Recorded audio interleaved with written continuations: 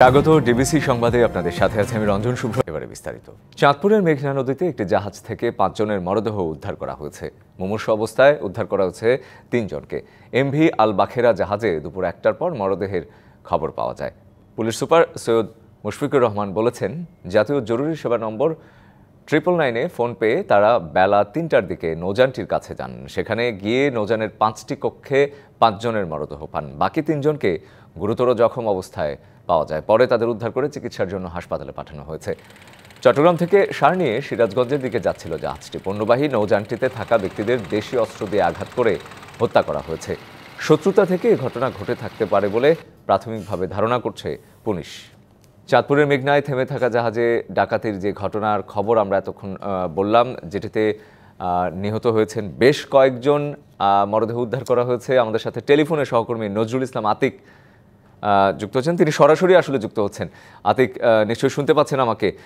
ঠিক কখন এই ঘটনা ঘটেছে এবং আসলে যেটি বলা হচ্ছে যে এটি কি শুধুই ডাকাতি নাকি পূর্বসূত্রতারও কোনো ঘটনা রয়েছে? পুলিশ যেটি বলছে সেই ব্যাপারে কোনো সত্যতা জানতে পেরেছেন কিনা? রঞ্জন, এখন পর্যন্ত আমরা যে বিষয়টি জানতে পেরেছি এটি মূলত একটি ডাকাতির ঘটনার ধারণা করা হচ্ছে। পরবর্তীতে হয়তোবা গভীর তদন্তে বেরিয়ে আসবে আসলে কোনো পূর্বশত্রুতা বা অন্য কোনো বিষয় এর সাথে জড়িত কিনা। আমি কিন্তু কিছুক্ষণ আগে এখানে এসেছি এবং আসার পরে কিন্তু আমরা ঘটনাস্থলে দেখলাম এখন পর্যন্ত আমরা যে জাহাজটিতে দুর্ঘটনা ঘটেছে সেই জাহাজের অভ্যন্তরে কিন্তু আমরা যেতে পারিনি। আইন শৃঙ্খলা বাহিনী তাদের তদন্ত কার্যক্রম পরিচালনা করছেন, হয়তো তারা তদন্ত শেষে আমাদেরকে ফ্রেশ ব্রিফিং করবেন। একটি বিষয় আমি জানতে চাই, এই জাহাজটিতে ডাকাতি হয়েছে সেটি হচ্ছে মূলত এমভি আল বাকেরা নামক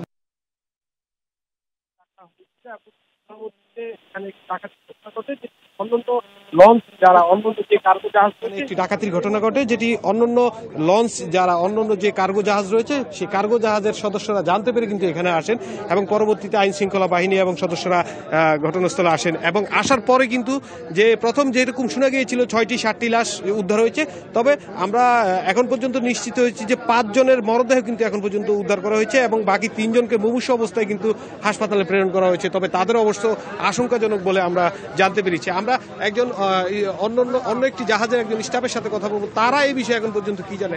আপনারা এই দুর্ঘটনা সম্পর্কে এখন পর্যন্ত কতটুকু জানেন বা মূলত বিষয়টা কি জানতে পেরেছেন? মূলত বিষয়, আমরা চট্টগ্রাম থেকে সেলিং করে আসছি, তা মাঝের সার নামক স্থানে বিএসএফ এ কথা হয়েছে। তা বিএসএফ এ যোগাযোগ হইলে পারে এই জাহাজটা এখানে ঠেকা দেখায়। তা ঠেকা দেখালে এখন ওই কোম্পানি একই জাহাজ মুগনিথিরি পাশে আসে।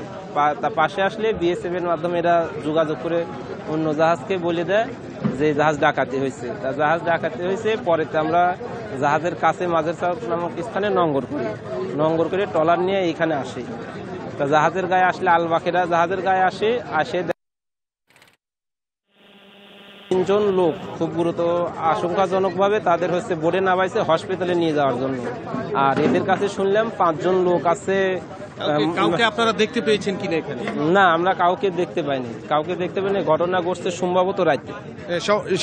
রঞ্জন, যেমনটি শুনছিলেন, সম্ভবত ধারণা করা হচ্ছে কিন্তু গত রাতেই কিন্তু এই ঘটনাটি ঘটে, যদিও বেলা 1টার পর কিন্তু এই ঘটনার বিষয়ে জানতে পারে সবাই এবং যে 999-এ ফোন দিয়ে কিন্তু এই বিষয়টি জানানো হয় এবং পরবর্তী তদন্ত সাপেক্ষে পরবর্তী সিদ্ধান্ত আপনাদেরকে জানানোর চেষ্টা করব। রঞ্জন, আপনাকে ধন্যবাদ। ছাত্র জনতার অভ্যুত্থানে ক্ষমতাচ্যুত সাবেক প্রধানমন্ত্রী শেখ হাসিনাকে দেশে ফেরাতে দিল্লিকে কূটনৈতিক চিঠি পাঠিয়েছে ঢাকা। দুপুরে গণমাধ্যমকে এই তথ্য জানান পররাষ্ট্র উপদেষ্টা তৌহিদ হোসেন।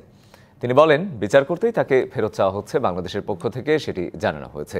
কূটনৈতিক পত্রের মাধ্যমে ভারত সরকারকে এসব জানানো হয়। এর আগে সকালে পিলখানায় বিজিবি দিবসের অনুষ্ঠানে স্বরাষ্ট্র উপদেষ্টা জাহাঙ্গীর আলম চৌধুরী জানিয়েছিলেন, শেখ হাসিনাকে দেশে ফেরাতে ভারতের সঙ্গে যোগাযোগের জন্য উদ্যোগ নিতে পররাষ্ট্র মন্ত্রণালয়কে চিঠি দেওয়া হয়েছে।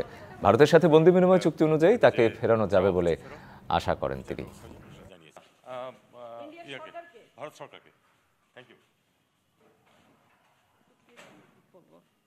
আমরা তাকে যে চাওয়া হচ্ছে ফেরত বিচার ব্যবস্থার জন্য সেটা জানিয়েছি। না, এটা নোটফর্মাল দিয়ে ভারত সরকারকে। বাংলাদেশে অর্থ আত্মসাতের অভিযোগ ওঠায় ক্ষমতাচ্যুত প্রধানমন্ত্রী শেখ হাসিনার বোনের মেয়ে ও যুক্তরাজ্যের ক্ষমতাসীন লেবার পার্টির মন্ত্রী টিউলিপ সিদ্দিককে জিজ্ঞাসাবাদ করেছে দেশটির মন্ত্রিসভা অফিসের ন্যায় ও নৈতিকতা দল। ব্রিটিশ গণমাধ্যম বলছে, জেরার সময় অভিযোগ অস্বীকার করেছেন দেশটির economic secretary to the treasury and city minister tulip Siddique. পাবনার রূপপুর পারমাণবিক প্রকল্পের অর্থ আত্মসাতের অভিযোগে যুক্তরাজ্যের ক্ষমতাসীন লেবার পার্টির মন্ত্রী টিউলিপ সিদ্দিকের নাম আসার পর থেকেই তোলপাড় চলছে দেশটির রাজনীতিতে। ব্রিটিশ গণমাধ্যম জানাচ্ছে, গেল বৃহস্পতিবার তাকে জিজ্ঞাসাবাদ করেছে দেশটির মন্ত্রিসভা অফিসের ন্যায় ও নৈতিকতা দল। যদিও খবরটি সামনে আসে রবিবার। ব্রিটিশ প্রধানমন্ত্রী কিয়ার স্টারমার এরই মধ্যে পূর্ণ সমর্থন জানিয়েছেন টিউলিপকে। in her role as the Treasury's Economic Secretary. The Sunday Times জানাচ্ছে, জিজ্ঞাসাবাদে অংশ নিতে মন্ত্রিসভা অফিসের ন্যায় ও নৈতিকতা দলের এক প্রতিনিধির সাথে বৈঠক করতে সম্মত হন টিউলিপ সিদ্দিক। পরে ওই কর্মকর্তা তার কার্যালয়ে যান। জিজ্ঞাসাবাদে টিউলিপ অর্থ আত্মসাতের অভিযোগ অস্বীকার করেছেন বলে জানান ক্যাবিনেট অফিসের এক মুখপাত্র।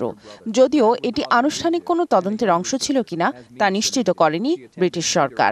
আর এ বিষয়ে এখনো কোনো মন্তব্য করেনি যুক্তরাজ্যের economics secretary to the treasury and city minister tulip Siddique. বাংলাদেশের সাবেক প্রধানমন্ত্রী শেখ হাসিনার ছোট বোন শেখ রেহানার মেয়ে ৪২ বছরের টিউলিপ সিদ্দিক যুক্তরাজ্যের আর্থিক খাতে দুর্নীতি মোকাবেলার দায়িত্বে রয়েছেন। ২০১৩ সালে বাংলাদেশের রূপপুর পারমাণবিক বিদ্যুৎ কেন্দ্র প্রকল্প নিয়ে সাবেক প্রধানমন্ত্রী শেখ হাসিনা ও রুশ প্রেসিডেন্ট ভ্লাদিমির পুতিনের আলোচনায় টিউলিপ সিদ্দিক মধ্যস্থতা করেন বলে অভিযোগ রয়েছে। সে সময় ব্রিটেনের সরকারি কোনো দায়িত্বে না থাকলেও লেবার পার্টির কাউন্সিলর ছিলেন তিনি। অভিযোগ রয়েছে, প্রকল্পের জন্য অতিরিক্ত ব্যয় দেখানো হয়, যা থেকে প্রায় ৪ বিলিয়ন পাউন্ড আত্মসাৎ করেন টিউলিপ ও তার পরিবারের অন্যান্য সদস্যরা। সামিয়া জান্নাহ, ডিবিসি নিউজ ডেস্ক। সংস্কার ছাড়া কোনো গতি নেই এমন মন্তব্য করে আইন উপদেষ্টা ডক্টর আসিফ নজরুল বলেছেন, ঐকমত্য থাকলে সংস্কারের পর রাজনৈতিক দল ক্ষমতায় আসলেও সেসব পরিবর্তন করতে পারবে না।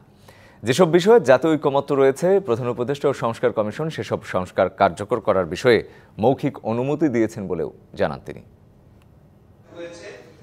রাজধানীর সিডাব মিলনায়তনে গণতান্ত্রিক পুনর্গঠনের জন্য সংলাপ, বিচার বিভাগ প্রসঙ্গ শীর্ষক সেমিনারের আয়োজন করে centre for government studies CGS. CGS এর নির্বাহী পরিচালক ও সিনিয়র সাংবাদিক জিলুর রহমানের সঞ্চালনায় আয়োজনে প্রধান অতিথি ছিলেন আইন উপদেষ্টা। তিনি বলেন, যত ভালো আইনই তৈরি করা হোক না কেন, সংস্কার মানার মানসিকতা না থাকলে কোনো কিছুই কাজে আসবে না। সংস্কার ছাড়া তো আমাদের গতি নাই। রিকনস্ট্রাকশন বলি, তারপর রিফর্ম বলি, যেটাই বলি না কেন, এই সিস্টেমটা ভাঙতে হবে। যে আমাদের আইনগুলোর মধ্যে অনেক ভুল আছে, এগুলি কারেকশন করব। তারপর অনেক কাজ বাকি থাকবে। তারপর পলিটিক্যাল পার্টির ওনারশিপের একটা ব্যাপার আছে। নেক্সট গভর্নমেন্ট এসে অনেক কিছুই বাতিল করে দিতে পারে। বাট আমার মনে হয় আমাদের ঐক্যমতটা যত সুশক্ত থাকবে, নেক্সট পলিটিক্যাল গভর্নমেন্টের পক্ষে ওটা বাতিল করাটা তত কঠিন হবে, তত অসম্ভব হবে। আন্তর্জাতিক অপরাধ ট্রাইব্যুনালের চিফ প্রসিকিউটর তাজুল ইসলাম রাজনৈতিক বিবেচনায় বিচারক নিয়োগ বন্ধে জোর দেন। এই যে সরকারি কর্মচারীদের আদালতকে নামানোর প্রবণতা, এইটা যে তৈরি করা হয়েছিল রাজনৈতিক সংস্কৃতির কারণে, এইটা পরিবর্তন না করে সারাক্ষণ বিচারকদের দোষ দিলে লাভ। সরকার সুপ্রিম কোর্টের আদেশগুলো অমান্য করতো। এই জায়গাতেও সংস্কার আনতে হবে। মামলা জট না কমাতে পারলে বিচার ব্যবস্থা ভেঙে পড়ার আশঙ্কা প্রকাশ করা হয় সেমিনারে। জুডিশিয়ারিকে যদি স্বাধীন করতে চাই, এম্পাওয়ারমেন্ট দিতে হবে এবং বাজেট দিতে হবে এবং হিউম্যান রিসোর্স অবশ্যই বাড়াতে হবে, স্টোনও বাড়াতে হবে, ক্লার্ক বাড়াতে হবে, তাদের অফিস স্টাফ বাড়াতে হবে। আদারওয়াইজ আমরা কখনোই একটা ফেয়ার জুডিশিয়ারি করতে পারবো না। কোন মানদণ্ডে কি কারণে এনাদেরকে নিয়োগ দিয়েছেন, এই স্বচ্ছতার একটা মানে স্বচ্ছতা থাকলে আই থিঙ্ক অনেক কথা তাহলে উঠতো না। আমাদের বিচার ব্যবস্থাকে যাহা ন্যায়সঙ্গত সেইটার সঙ্গে সামঞ্জস্য করতে পারে সেই দিকে আমাদের দৃষ্টি দিতে হবে। সেটা করতে হলে অর্থনৈতিক সামাজিক ক্ষেত্রে একটা মৌলিক পরিবর্তন সাধন করা হলো অপরিহার্য। দুর্নীতিমুক্ত ও সুষ্ঠু বিচার ব্যবস্থার মাধ্যমেই দেশে আইনের শাসন প্রতিষ্ঠিত হতে পারে বলে মনে করেন আলোচকরা। Bijan Kumar Das, DBC news, Dhaka. সবকিছু বন্ধ করে দিয়ে রাতের অন্ধকারে সংস্কারের মাস্টার প্ল্যান করলে তা জনগণের কাছে বিশ্বাসযোগ্য হবে না বলে মনে করেন বিএনপির সিনিয়র যুগ্ম মহাসচিব রুহুল কবির রিজভী। তবে অন্তর্বর্তী সরকারের কর্মকাণ্ড ফ্যাসিস্ট শেখ হাসিনার সরকারের পুনরাবৃত্তি হবে না বলেও প্রত্যাশা তার। সকালে রাজধানীর নয়াপল্টনে দলের কেন্দ্রীয় কার্যালয়ে বিএনপি চেয়ারপারসন বেগম খালেদা জিয়ার সুস্থতা কামনায় দোয়া মাহফিলে যোগ দিয়ে এসব কথাই বলেন তিনি। আরও বলেন, কোনো উপদেষ্টা বলছেন নির্বাচনের এত তাড়া কেন। এমন কথার পরিপ্রেক্ষিতে বিএনপির এই নেতা বলেন, দ্রুত নির্বাচন না হলে ষড়যন্ত্র বাড়বে, জনগণের মধ্যে প্রশ্ন ওঠাই হবে স্বাভাবিক। বলেন, সংস্কার কোনো বড় বিষয় নয়, ঊর্ধ্বতন কেউ বা নির্বাহী আদেশের অবৈধ নির্দেশকে না বলাই বড় সংস্কার। প্রশাসনের সমন্বয় ঠিকমতো না হওয়ার কারণে এখনও দেশের আইন শৃঙ্খলা ঠিক হয়নি বলেও অভিযোগ করেন রিজভী। সংস্কার তো কোনো বিষয় না, একটা ছোট্ট ঘটনা। ঊর্ধ্বতন কর্তৃপক্ষ যে আদেশ দেবেন সেই আদেশ যদি প্রশাসন যদি না করতে পারে, এটাই তো বড় সংস্কার। আপনারা সব কিছু বন্ধ রেখে স্তব্ধ করে দিয়ে মানে ইলেকট্রিসিটি বন্ধ করে অন্ধকারের মধ্যে সংস্কারের মাস্টার প্ল্যান করবেন, তো এটা কি একটা বিশ্বাসযোগ্য বিষয় হতে পারে? জাতীয় নির্বাচনের আগে সংস্কারের বিষয়ে জনমত তৈরি করতে হবে, যাতে আর কোনোদিন স্বৈরাচার ফিরে আসতে না পারে। এমনটাই বলেছেন নির্বাচন ব্যবস্থা সংস্কার কমিশন প্রধান বদিউল আলম মজুমদার। বলেন, যে দেশের নাগরিকেরা সচেতন সে দেশে কোনো অন্যায় হয় না, তাই সবার আগে অন্যায়ের বিরুদ্ধে নাগরিকদের সোচ্চার হতে হবে। দেশের মানুষকে নির্বাচনমুখী করতে অন্তর্বর্তী সরকার নানা উদ্যোগ নিয়েছে। সকলের অংশগ্রহণে উৎসবের ভোট যাতে ফিরে আসে তার জন্য সব ধরনের ব্যবস্থা নেওয়া হচ্ছে। অতীতে নির্বাচনে রাজনৈতিক দলগুলো ইভিএম নামক কালো বাক্সের মাধ্যমে ভোট নিয়ে খেলা করেছে। সে পদ্ধতিতে আর ভোট দিতে চায় না জনগণ। আর যেন কর্তৃত্ববাদী শাসনের উদ্ভব না হয়। এই তিনটা নির্বাচনে যারা কমিশনার ছিলেন এবং সংশ্লিষ্ট যারা ছিলেন তাদের বিচার জাতির সামনে উপস্থাপন করতে হবে। এই ৩৬শে জুলাইয়ের অভ্যুত্থানের পরে এই ১৮ কোটি নেরা আমরা আর কোনোদিন বেলতলায় যেতে চাই না। এই সংস্কারগুলোকে তারা যাতে কাজে লাগায় সেই জন্য আমাদের সক্রিয় থাকা লাগবে।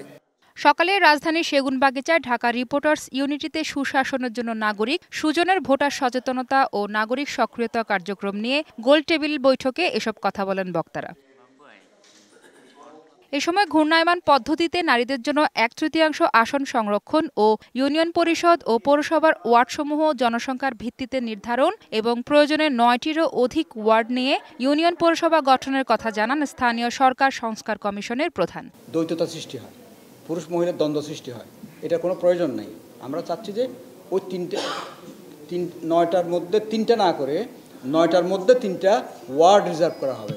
তবে নির্বাচনে যে সরকার আসবে তারা কিভাবে সরকারে আসলো তা তাদের মনে রাখতে হবে। জুলাই গণঅভ্যুত্থানের কথা মাথায় রেখে নির্বাচিত প্রার্থীরা ক্ষমতা প্রয়োগে ও নির্বাচন পরিচালনায় স্থায়ীভাবে পরিবর্তন আনবে প্রত্যাশা নির্বাচন সংস্কার কমিশনের। আমাদের বিচার হইতে হবে, ন্যায় বিচার হইতে হবে এবং যত দ্রুত করা সম্ভব এটা করা দরকার এবং একই সাথে সংস্কারগুলো করতে হবে, পাশাপাশি বৈষম্যের অবসান ঘটাতে হবে। আগে সংস্কার লাগবে, অপরিচ্ছন্ন মাঠে সুষ্ঠু নির্বাচন করা যাবে না। এছাড়াও বিগত নির্বাচনে যারা ইভিএম পরিচালনা করেছে তাদের শাস্তি হওয়া উচিত বলেও মনে করেন তিনি। নো ইভিএম, বরং ইভিএম যারা করেছে তাদের তদন্ত হওয়া উচিত। মাহফুজা বৃষ্টি, ডিবিসি নিউজ, ঢাকা। মানুষের কাজে লাগে এমন ছোট ছোট প্রকল্প দ্রুত বাস্তবায়ন করতে চায় সরকার। জাতীয় অর্থনৈতিক পরিষদের নির্বাহী কমিটির বৈঠকের বিষয় নিয়ে সংবাদ সম্মেলনে এমনটাই জানালেন পরিকল্পনা উপদেষ্টা ডক্টর ওয়াহিদুদ্দিন মাহমুদ। বলেন, আগের সরকার বেশিরভাগ ক্ষেত্রে উপকারভোগীদের মতামত না নিয়ে প্রকল্প চাপিয়ে দিয়েছে। ছোট প্রকল্পের চেয়ে বড় প্রকল্পে ছিল আগ্রহ বেশি। দেশীয় উৎস থেকে অনুসন্ধান না করে এলএনজি এবং কয়লাভিত্তিক গ্যাস প্রকল্পে আগ্রহ বেশি ছিল বিগত সরকারের। বাপেক্সকেও করা হয়নি শক্তিশালী। এতদিন দেশীয় গ্যাস অনুসন্ধান না করে কেন আমদানিকে প্রাধান্য দেওয়া হলো সে প্রশ্ন তোলেন পরিকল্পনা উপদেষ্টা। পৌষে সারা দেশে জেকে বসতে শুরু করেছে শীত। বৃষ্টির মতো রাতভর ঝরছে কুয়াশার চাদরে ঢাকা পড়েছে উত্তরের জেলা পঞ্চগড়ের পদঘাট। সকাল ৬টায় জেলায় সর্বনিম্ন তাপমাত্রা রেকর্ড হয় ১১.৫ ডিগ্রি সেলসিয়াস। ঠান্ডার হিমেল বাতাসে জেলার মানুষের কষ্ট বেড়েছে। কয়েকদিন ধরে উত্তরের এই জেলাতে হালকা কুয়াশায় ঢাকা পড়েছে পদঘাট। বেলা গড়িয়ে বিকেল হতেই শীতের তীব্রতা অনুভূত হয়। সন্ধ্যার পর থেকে হালকা কুয়াশার দেখা মিলছে। একই অবস্থা চুয়াডাঙ্গাতেও। শীতই তো হাত মাত কালি যাচ্ছে, শীতই কাজ করা যাচ্ছে না। আমাদের বাচ্চার ডায়রিয়া হয়েছে, সকালে ডাক্তার দেখাইছি, দেখিয়ে স্যালাইন দিয়েছে, দিয়ে দেখা যাক কি হয়। সিরিয়ার ক্ষমতাচ্যুত প্রেসিডেন্ট বাশার আল আসাদের স্ত্রী আসমা আল আসাদ বিবাহ বিচ্ছেদের আবেদন করেছেন। লিউকেমিয়া আক্রান্ত আসমা রাশিয়ায় যথাযথ স্বাস্থ্যসেবা না পাওয়ায় মস্কোর জীবনে অসন্তুষ্ট, এমনটাই জানাচ্ছে আরব ও বিভিন্ন তুর্কি গণমাধ্যম। রুশ একটি আদালতে বিবাহ বিচ্ছেদ এবং লন্ডনে ফেরার বিশেষ অনুমতি চেয়ে দুটি পিটিশনও দায়ের করেছেন সিরিয়ার সাবেক ফার্স্ট লেডি। এর আগে সিরিয়া বিদ্রোহীদের হাতে দামেস্কের পতনের পর রাশিয়ায় আশ্রয় নেন বাশার আল আসাদ। তার পরিবার অবশ্য এবছরের শুরুর দিকেই মস্কোয় যায়। সেখানে কড়া বিধিনিষেধের আওতায় থাকতে হচ্ছে আল আসাদ পরিবারকে। বিপিএল সামনে রেখে মিরপুরে চলছে মিউজিক ফেস্ট, সেখান থেকে সহকর্মী মামুনুর রশিদ আমাদের সাথে যুক্ত হচ্ছেন। মামুন, কেমন দেখছেন এই ফেস্টের আয়োজন? সব মিলিয়ে দর্শকের আগ্রহ, উন্মাদনা সব মিলিয়ে জানান আমাদের। আপনি হয়তো দেখতে পাচ্ছেন আমার পিছনে যে গেটটা দেখতে পাচ্ছেন, সেখানে হয়তো এখন খুব বেশি ভিড় নেই, কিন্তু এই গেটের আশপাশে কিন্তু অনেক মানুষ জড়ো হয়ে আছে। আমরা একটু যদি দেখাতে চাই আশপাশে মানুষজন কেমন জড়ো হয়েছেন এবং এখনো পর্যন্ত মানুষজন আসছেন। ভিতরে কিন্তু আনুষ্ঠানিকতা শুরু হয়ে গেছে, বিপিএলের যে আনুষ্ঠানিকতা সেই আনুষ্ঠানিকতা শুরু হয়ে গেছে এবং ভিতরে আমরা মিউজিকের যে সাউন্ড সেটা আমরা শুনতে পাচ্ছি এখান থেকে সরাসরি দেখতে না পারলেও। আমরা যেহেতু এখন স্টেডিয়ামের বাইরে আছি, আমরা যারা দর্শকরা আসছেন তাদের কাছ থেকেও জানার চেষ্টা করছিলাম যে আসলে কেমন লাগছে, তারা কেন ছুটে এসেছেন এমন আয়োজনে।